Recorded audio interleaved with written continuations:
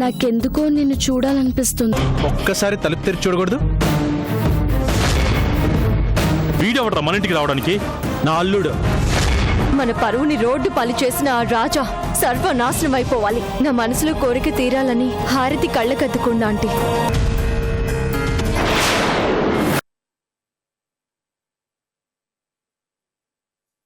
బతుకులోనే చావుంది అని తెలిసినప్పుడు భయం ఎందుకు డాడీ? అందరూ పోతారు, ఒకరోజు ముందు వెనక. పోయా కూడా కొంతమంది బతికే ఉంటారు జనాల గుండెల్లో. అలాంటి బతుకు నాకు కావాలి డాడీ. తప్పు చేయడం వ్యాపారం అయిపోయింది డాడీ. వాళ్ళని భయపెట్టేది జర్నలిజం ఒక్కటే. అపార్ట్మెంట్ స్కూల్ పైన జనాలు అడగరు, జర్నలిజం అడుగుతుంది. కొంతమంది స్వార్థానికి 1000 మంది చనిపోయినా జనాలు అడగరు, జర్నలిజం అడుగుతుంది. చెడుని భరించడం జనాలకు అలవాటైపోయింది డాడీ. ఆ అలవాటు వాళ్ళు మానుకుంటేనే ఈ దేశం బాగుపడేది. అవినీతిని పోరాడాలి అంటే అక్షరాలే ఆయుధం కావాలి. మనిషికి జ్ఞానం మొదలయ్యేది అక్షరంతోటే డాడీ. అందుకే అక్షరాలతో అన్యాయం మీద పోరాడాలనే ఈ జాబ్లోకి వచ్చాను. నిన్ను చూస్తుంటే గర్వంగా ఉందమ్మా. అందరూ బ్రతకాలని చూస్తారు, ఈవెన్ నేను కూడా. కానీ నువ్వు 10 మందిని బ్రతికించాలని చూస్తున్నా. గ్రేట్. బతికించాలి డాడీ, ఈ మనుషుల్ని కాదు, వాళ్ళల్లో చనిపోతున్న విలువల్ని. పసిబిడ్డ డాడీ, మన నూకా చెల్లెల కొడుకు డూప్లికేట్ మెడిసిన్స్ వల్ల చనిపోయాడు. అంటే జనం ప్రాణాలతో ఆడుకుంటున్నారు. మనిషిని కాపాడాల్సిన మందులే ప్రాణాలు తీస్తుంటే ఎవరూ అడగడం లేదు. ఆ తల్లి ఏడ్చింది, ఆ డాక్టర్ నిట్టూర్చాడు, అంతేనా? కాదు డాడీ, జనం ప్రాణాలతో ఆడుకుంటున్నా అలాంటి వాళ్ళ అంతు చూడాలి. తప్పుని చంపాలి, తప్పు చేయాలి అన్న ఆలోచనని చంపాలి. ఎవరు ఎక్కడ ఏ తప్పు చేసినా జనం అడగాలి. అలా అడగాలి అంటే ముందు జనానికి ఆ తప్పు గురించి తెలియాలి. అందుకే నకిలీ మందులతో ప్రాణాలు తీస్తున్నా ఆ శివరావు గురించి న్యూస్ రాస్తున్నాను. వాడి గురించి జనానికి తెలియదంటావా? కొంతమందికి తెలిసుండొచ్చు, కొంతమందికి తెలియకపోవచ్చు, కానీ అందరికీ తెలియాలి డాడీ.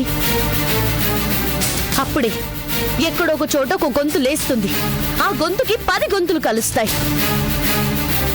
జనంలో నుంచి ప్రశ్నించడం మొదలవుతుంది. అవినీతికి అడ్రస్సే ఉండదు డాడీ.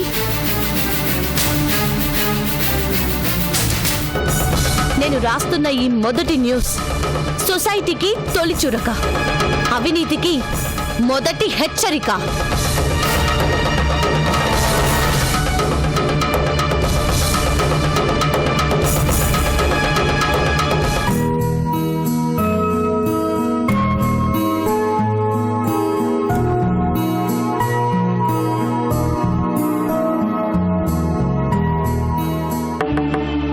ఏంటి బెనర్జీ డల్గా ఉన్నావు?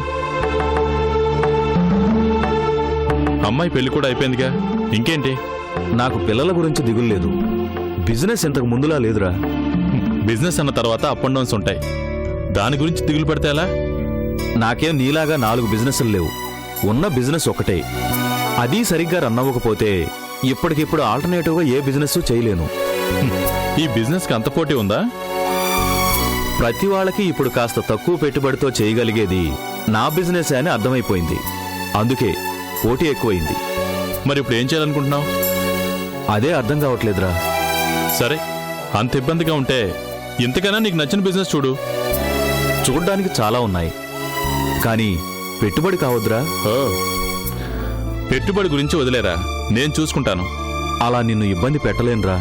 రే, ఎండిపోతున్న మొక్కకి నీళ్లు పోసిన వాడెవరా నువ్వు?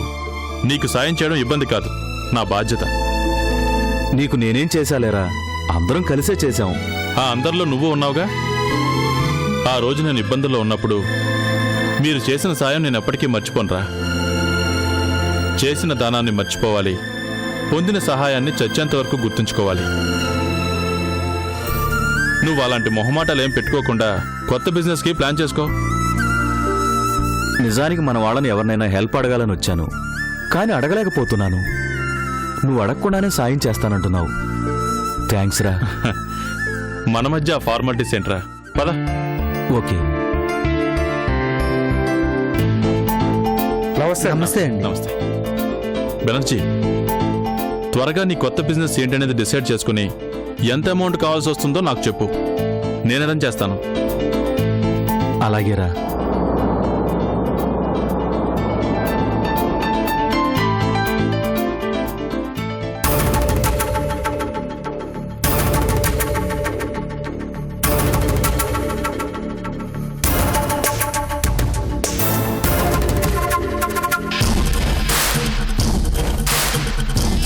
నమస్కారం అండి బెనర్జీ గారు. నమస్కారం అండి. ఎలా ఉన్నారు? బాగున్నాను సార్. మీకు పరిచయం లేదు కదా, రామ్ ప్రసాద్ అని నా స్నేహితుడు. నమస్కారం అండి అయ్యా. నమస్కారం. రామ్ ప్రసాద్ గారంటే మీరేనండి అయ్యా? మీ గురించి వినటమే గాని ఇన్నాళ్లకు చూసే భాగ్యం కలిగింది. రామ్ శివరావు గారని ఫార్మాస్యూటికల్స్ రంగంలో మంచి పేరున్న వ్యక్తి. నేను రెగ్యులర్గా ఇక్కడికే వస్తూ ఉంటానండి. ఇన్నాళ్లకి కలవాలని రాసి పెట్టి ఉందండి అయ్యా. ఏమైనా మీలాంటి గొప్ప వాళ్ళని కలవటం నిజంగా మా అదృష్టం అండి అయ్యా. అంత గొప్పవాడిని ఏం కాదులేండి. అమ్మమ్మమ్మమ్మ భలేవారే. వ్యాపార రంగంలో మీకున్న పేరు మాకు తెలియందా? అతి తక్కువ సమయంలోనే ఉన్నత స్థాయికి ఎదిగారు తమరు. అటు రాజకీయ నాయకుల దగ్గర కూడా మీ పేరు వింటూనే ఉంటాం. మీకు మాత్రం తక్కువ పేరుందండి. రామ్ ఆయన గురించి ఆయన చెప్పుకోరు గాని చాలా మంచి వ్యక్తి. రామ్ దాన ధర్మాల విషయంలో ఆయన చేతికి ఎముకే ఉండదు. ఏవి దాన ధర్మాలేండి అయ్యా? మనం సంపాదించే 10 రూపాయల్లో పేదవాళ్ల కోసం 1 రూపాయి ఖర్చు పెట్టడం కూడా దానమేనా?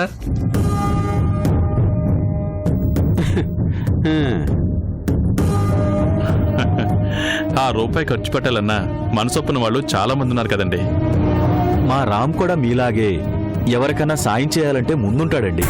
ఆ మంచితనమే లేకపోతే అంత త్వరగా ఈ స్థాయి వస్తుందా? మీ గురించి విన్నప్పుడల్లా అనుకునే ఉండండి అయ్యా, మిమ్మల్ని ఎప్పుడు కలుస్తానా అని. ఇన్నాళ్లకు కుదిరిందండి అయ్యా. రండి, అలా ఛాంబర్లో కూర్చుని మాట్లాడుకుందాం. లేదండి, ఆఫీస్లో కొంచెం వర్క్ ఉంది, మళ్ళీ కలుద్దాం. కలుద్దాము కాదు, కలవాల్సిందే. ఏదో ఎదురుపడి మాట్లాడేసుకున్నాం, అయిపోయిందే అని అనుకోవద్దండి అయ్యా. ఈ స్నేహం 10 కాలాల పాటు ఇలాగే ఉండాలండి అయ్యా. తప్పకుండా. వీలు చూసుకుని ఒక్కసారి మా ఫ్యాక్టరీకి రావాలండి అయ్యా. బెనర్జీ గారు, కాస్త మీ మిత్రుణ్ణి నాకు కూడా మిత్రుని చేయండి అయ్యా. కలిసిపోయారు కదండి, ఇంకా కలిపేదేముంది? ఒక్కసారి మా ఫ్యాక్టరీకి తీసుకురండి. అలాగే. త్వరలోనే కలుద్దాం రాంప్రసాద్ గారు. అలాగేనండి, ఉంటాను. అలాగే, వస్తానండి. మంచిది.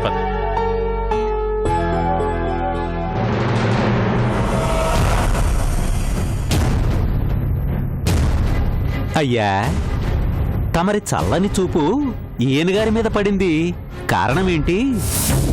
పెద్దవాళ్ళు పంతులు, అదృష్టవంతులు పక్కన నిలబడ్డామనుకో, ఆ అదృష్టం మనకే అంటుంది. అటు డబ్బుంది, పలుకుబడి ఉంది, ముఖ్యంగా మంచోడు అన్న పేరు ఉంది. మంచోడిని చెడ్డోడిని చేసేదాకా తమరికి నిద్ర పట్టదుగా? అంటే అలాంటి ఉద్దేశం ఏమన్నా ఉందేమోనని. ఎందుకు చెడగొడతాం పంతులు? వాళ్ళ మంచితనాన్ని వాడుకుంటాం. మంచి వాళ్ళ మధ్యన ఉంటేనే కదా గంజాయి మొక్క కూడా తులసి మొక్కలా కనిపించేది. మనకు చాలా ఉపయోగపడే మనిషి అనిపించింది, అందుకే మన లిస్టులో చేర్చా. తమ లిస్టులో పడ్డాక ఇంకేముంది? పిడుగు పడ్డా, తమ చూపు పడ్డా ఊడ్చుకోవడానికి బూడి తప్ప ఇంకేం మిగులుతుంది? అయ్యా పదండి అయ్యా, అందరూ మన కోసం ఎదురు చూస్తుంటారు. నడు.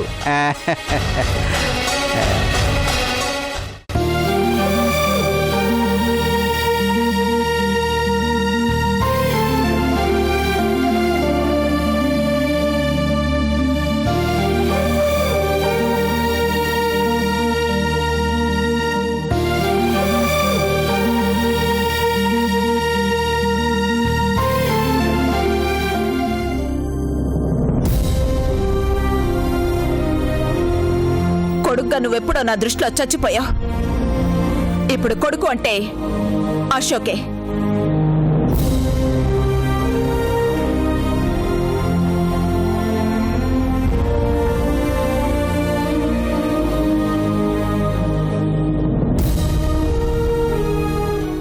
ఏంట్రా చాలా ఉన్నావు? అమ్మ దృష్టిలో కూడా పనికిరాని వాడిని అయిపోయాను చందు. ఏ తెల్లైనా కొడుకు అమ్మాయి నచ్చింది అంటే ఆ రోజు నుంచే తనని కోడలుగా చూస్తుంది. కానీ నా దురదృష్టం ఏంటో మన ప్రేమకి మా అమ్మే అడ్డుపడుతుంది. నాలాంటి వాడిని పెళ్లి చేసుకొని నువ్వు సుఖంగా ఉండలేవంట. ప్రేమించడానికి నేను పనికిరానంట. అందుకే మనిద్దరిని విడదీయాలని మా అమ్మే ప్రయత్నిస్తుంది. ఆవిడ చెప్తే నేను వినాలి కదా. వినేవాళ్ళు వింటున్నారుగా. ప్రేమించుకుంది మనం, పెళ్లి చేసుకునేది మనం. దానికి ఒకరితో మనకు అవసరం లేదు. నీ గురించి ఎవ్వరెన్ని చెప్పినా నువ్వు ఏంటి అనేది నాకు తెలుసు. ఎవరి మాటలో విని నిన్ను దూరం చేసుకోవడానికి నేను మా అక్కని కాదు. నీకేంటి రాజా, మన ప్రేమ విషయంలో మా డాడీ సపోర్ట్ మనకుంది. అలాంటప్పుడు ఇంకెవరు మన పెళ్లి నాపేది? మా అమ్మ కూడా అలా మాట్లాడటం బాధ కలిగిస్తుంది. నా తల్లే నన్ను పరాయివాణ్ణి చేసి మాట్లాడుతుంటే నేనెవరితో చెప్పుకోవాలి? అబద్ధాన్ని నిజమన్న భ్రమలో ఆంటీ ఉంది. నీ గురించి అర్థమైన రోజు ఇలా మాట్లాడినందుకు ఆమె బాధపడుతుంది. అమ్మ నాకు మళ్ళీ కనిపిస్తే ఏ కష్టం రాకుండా చూసుకుందాం అనుకున్నాను. కానీ కష్టాన్ని వెతుక్కుంటూ అమ్మ వెళ్ళిపోయి నన్ను కష్టపెడుతుంది. బాధపడకు రాజా. ఎవరు నిన్ను అర్థం చేసుకున్నా చేసుకోకపోయినా నీకు నేనున్నాను. నా ఎదురుగా నువ్విలా ఉంటే నేను చూడలేను. నటించడం నాకు చేత కాదు చందు. నటించమని నేను చెప్పడం లేదు. కష్టం నీకైనా కన్నీళ్లు నాకే వస్తాయి. అందుకే అవన్నీ ఆలోచించడం మానే. నువ్వు తప్పు చేయనప్పుడు నువ్వెందుకు బాధపడాలి? నువ్వు సంతోషంగా ఉండాలి రాజా.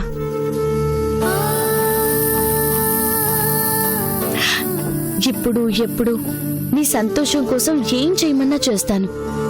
ఎందుకంటే నా సంతోషం నువ్వే. మీ అందరికీ అర్థమవుతున్న నేను మా అమ్మకెందుకు అర్థం కావట్లేదు చందు? తల్లి అభిమానానికి అనుమానానికి కారణం ప్రేమ. నువ్వేమైపోతావో అన్న అనుమానం అపార్థం చేసుకునేలా చేసిందంతే. ఆంటీ కూడా నిన్ను అర్థం చేసుకునే రోజు త్వరలోనే వస్తుంది.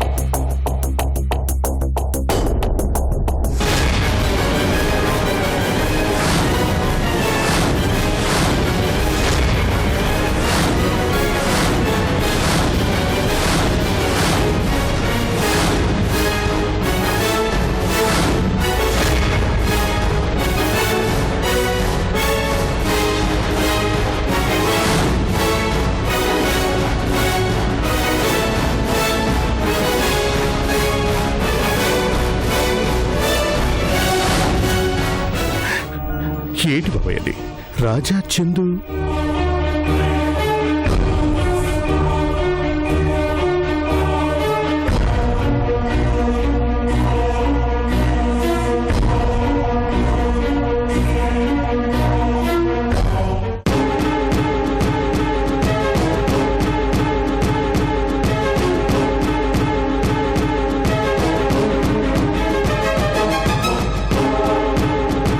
నమ్మలేకపోతున్నాను బాబాయ్. రాజా అమ్మాయితో అంత చనువుగా ఉండటం. మనసులు కలిసినప్పుడే మనుషుల మధ్య చనువు పెరుగుతుంది. ఇన్ని రోజులు రాజా అమ్మాయితో చనువుగా ఉంటే అది స్నేహమేగా అనుకున్నాను. పరిసరాలను మర్చిపోయే స్థితిలో వాళ్ళుంటే ఇంకా అది స్నేహం ఎలా అవుతుంది శంకర్?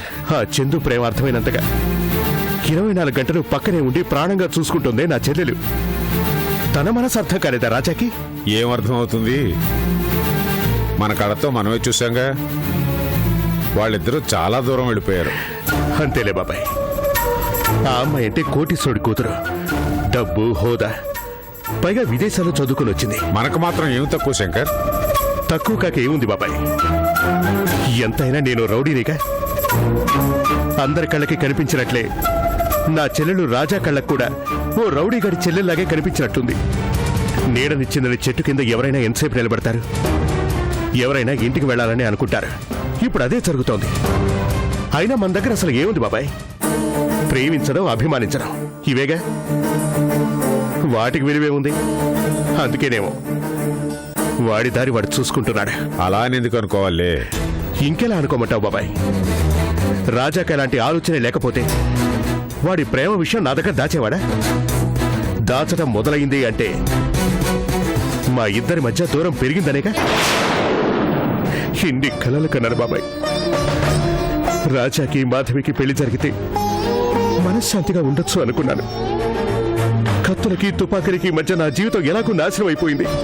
కనీసం మాధవి జీవితం అన్న సంతోషంగా ఉంటుందనుకుంటే ఇలా అయిపోయిందేంటి? ఇలా జరుగుతుందని నేను అనుకోలేదు శంకర్. అటు మాధవేమో రాజా మీద రోజు రోజుకి ఆశలు పెంచుకుంటుంది. ఈ విషయం మాధవికి తెలిస్తే వద్దు బాబాయ్, తట్టుకోలేదు. ఈ నిజం తనకి తెలిస్తే అల్లాడిపోతుంది. అలా అని తనకు చెప్పకుండా ఉంటే ఎలా? చెప్పి ఏడిపించడం తప్ప చేసేదే ఉంది.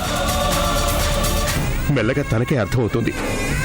ఈ విషయం మాధవికి ఎట్టి పరిస్థితుల్లో తెలియకూడదు. మధ్యలో వచ్చాడు, మధ్యలో వెళ్ళిపోతాడు. మనమే ఎక్కువగా ఊహించుకున్నామేమో. వెన్నులో కత్తి దిగినప్పుడు కూడా ఇంత బాధగా అనిపించలేదు బాబాయ్. ఊరుకో శంకర్, బాధపడకు.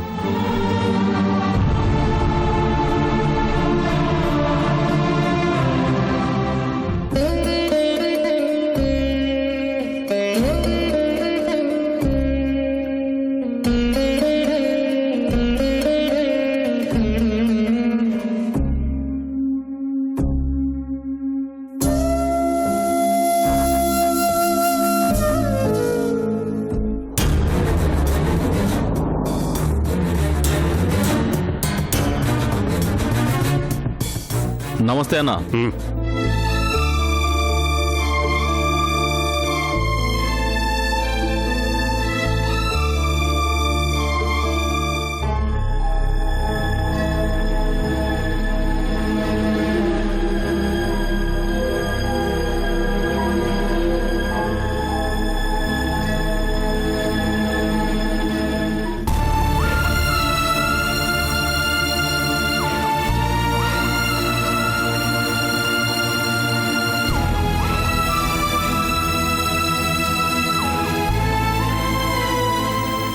రాజా ఏడన్నయ్యా? అది మాతో రాలేదమ్మా.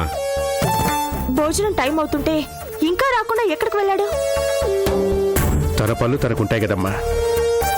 కొంతమందిని కలిసినప్పుడు మనం గుర్తుకు రాకపోవచ్చు. మనల్ని మర్చిపోయేలా చేయగలిగేంత ముఖ్యమైన వాళ్ళు ఎవరున్నారన్నయ్యా? అది కొన్ని పనుల్లో పడితే మాకు మేమే గుర్తుండవమ్మా. వస్తాళ్లే అమ్మా, పద.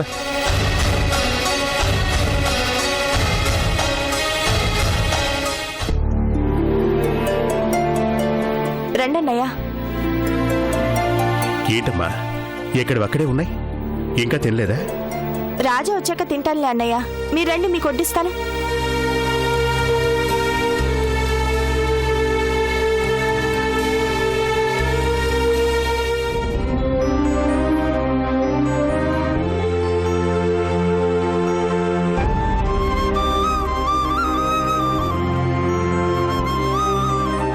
తను రాకపోతే తినడం మానేస్తావమ్మా?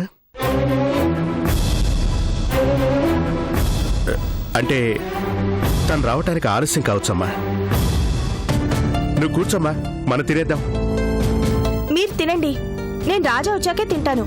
మనం తినేటప్పుడు రాజా వస్తే తనకెవరు వడ్డిస్తారు?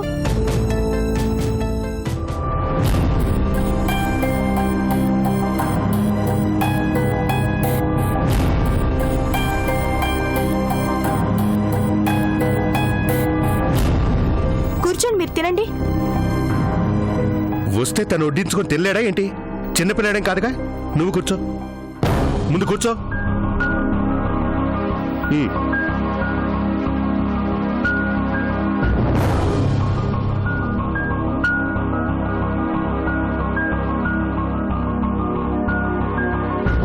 తిను తిను.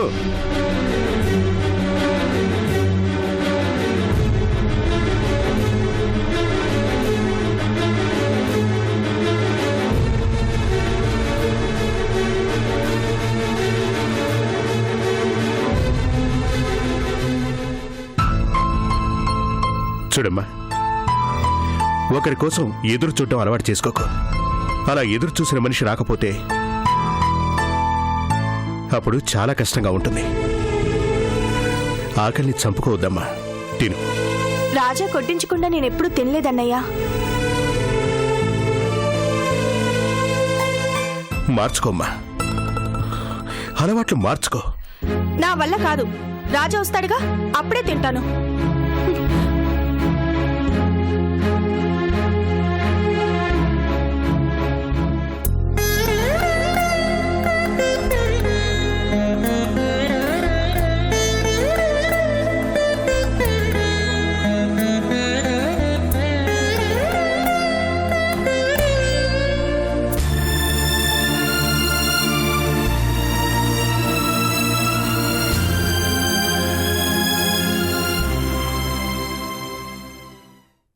శంకర్, ఎంతసేపు అయింది వచ్చి? ఇంతకు ముందే వచ్చాం. ఎక్కడికి వెళ్ళావు? చిన్న పనుంటే బయటకెళ్ళాను.